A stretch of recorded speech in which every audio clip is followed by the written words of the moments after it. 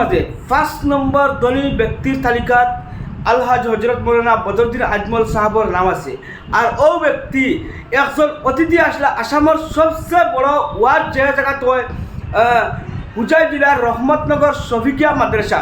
আর এই রহমতনগর মাদ্রাসাত ওয়ার্ড হুজুর তানোর সময়ের সাপেক্ষে বিভিন্ন খামর কারণে হুজুর যাইতে পারছেন না, তানোর সময় খালো রাত 12টার সময় হুজুর তানোর পাক্কা জবান রক্ষা করতে গিয়ে উপস্থিত হয়েছেন হুজুর ও জায়গায় রহমতনগর মাদ্রাসা। দেখো এই মুহূর্তত হুজুর দিয়ে হাজার হাজার মানুষে হুজুর দিয়ে আদরণী দিয়া লইয়া যাইতা।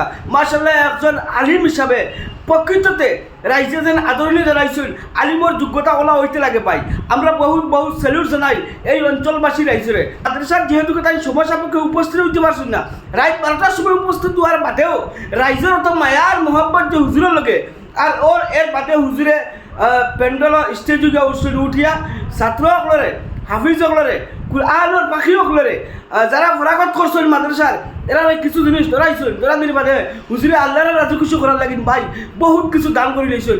মাশাআল্লাহ টেকা হইলে ওলা বড় বড় দানশীল ব্যক্তির আরও বেশি বেশি করি আল্লাহ দেখা যাতে তারা দেবা দেখিয়া আরও কিছু রাইজ উৎসাহিত হইয়া যাতে বেশি বেশি করে দেন।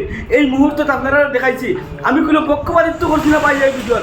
আজমল সাহাবর যে নাম আসামের হুজাই জেলাত নি না ওয়ার্ল্ডের মাঝে 5 নম্বর ব্যক্তির তালিকাত মৌলানা বদরুদ্দিন আজমল সাহাবর নাম আছে।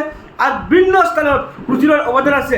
আলহামদুলিল্লাহ আমরা দোয়া করি যে আমরা বর্তমান সিচুয়েশনও যে আজমল সাহাবে আমরা নবপ্রজন্মর লাগি যেটা চিন্তা করেন ইনশাআল্লাহ আমরা আশা করি খাস করি আমরা যুবকসকল যারা ছেলে মেয়েসকল আসল যাতে আলিম উলামা হাফিজাসকলের প্রতি মায়া মহব্বত থাকে এই জিনিসটা হুজুরে নিদর্শন দেখাইছিল। আর বহুত কিছু হুজুরে কৈছিল যে হাজার হাজার মানুষের মন জয় করছিল রহমত দারুল হাদিস রহমতনগর শফিকিয়া মাদ্রাসা। আলহামদুলিল্লাহ। আসসালামু আলাইকুম হুজুর, আপনি আগে দিয়ে আগবাড়ো, আমরা দোয়া আছে।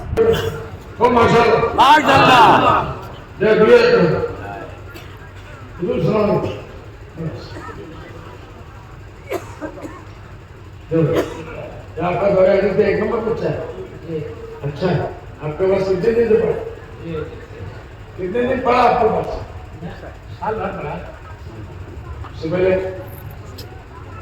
अच्छा चलिए तब बता दो मुख्तसर के पास क्या पढ़ा? हज़रत के पास मैंने बुखारी शरीफ जिल्द अव्वल पढ़ा है और जिल्द सानी का इख्तिताम भी हजरत ने किया है। अल्हम्दुलिल्लाह हम इससे बहुत खुश हैं और हम ये उम्मीद करते हैं कि हजरत के दुआएं मेरे सर पर हमारे सर पर रहे हर वक्त क़यामत दम तक मरते दम तक हमारे सर पर रहे और हजरत आमीन।